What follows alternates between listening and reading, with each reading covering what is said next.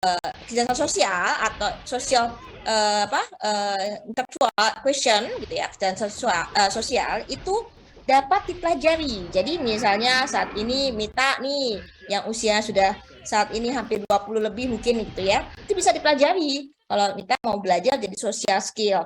Nah, itu beda dengan tadi saya bilang intellectual beda sekali. Jadi kalau social skill, sosial, spiritual, terus emosional, terus apalagi ya, kecerdasan yang begitu itu bisa dipelajari dan sampai usia berapapun sebenarnya masih bisa selama ada keinginan untuk belajar. Karena kalau keinginan belajar itu tidak ada, mau apapun juga agak susah dipelajari. Itu yang pertama. Nah, karena kemampuan sosial ini terkadang sebenarnya kita udah melakukan, udah mempelajari dan melakukan, karena itu adalah bagian interaksi. Jadi kalau interaksi itu adalah hubungan timbal balik. Misalnya nih, Farah dengan Febri. Nah, Farah dan Febri ini adalah hubungan namanya hubungan interaksi atau timbal balik. Kenapa? Karena take and give, memberi dan menerima itu namanya hubungan. Tapi kalau misalnya selama ini Niken aja memberikan sesuatu pada Farah, Farah tidak memberikan sesuatu pada Niken, itu namanya pengaruh. Jadi misalnya Anda nih ini banget dengan BTS atau Blackpink gitu ya. Tapi Blackpinknya nggak ke Anda, itu namanya pengaruh, bukan hubungan. Jadi pastikan Anda itu punya pengaruh atau hubungan. Sama tuh kalau misalnya punya pacar gitu ya, punya pasangan gitu ya. Cek dulu tuh, kira-kira pasangannya ini masuk hubungan atau pengaruh. Kalau Anda lebih banyak memberikan gitu ya, pasangan Anda tidak banyak memberikan, tidak sebanyak Anda yang memberikan, itu namanya berarti bukan hubungan, tapi pengaruh gitu ya. Walaupun misalnya komitmennya adalah misalnya adalah komitmen hubungan gitu ya, hubungan misalnya hubungan pacaran, hubungan suami istri gitu ya. Tapi kalau misalnya implementasinya gitu ya, lebih banyak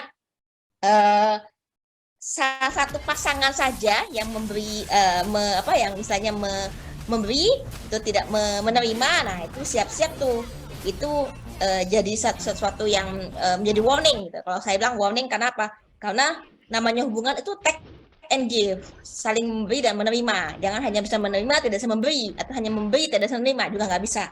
Jadi memang konsepnya adalah take and give itu.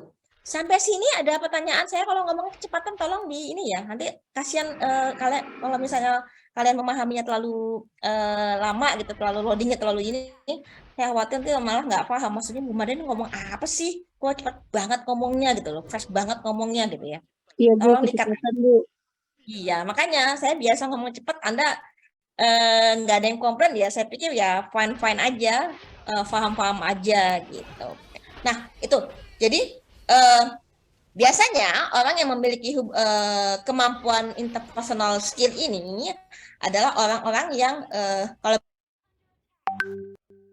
bahasa gini, tidak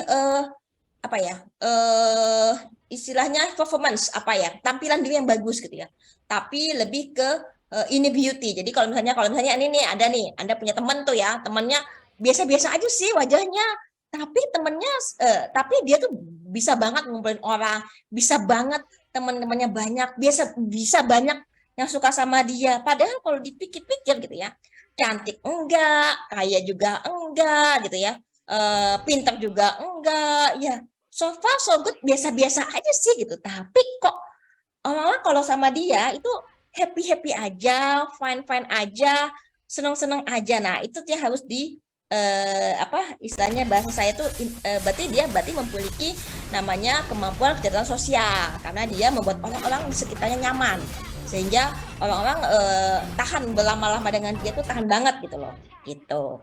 Nah, oke, untuk memudahkan Anda memahami hubungan antar pribadi ini atau internal skill ini, saya punya video. Saya share dulu ya videonya, semoga bisa di-share.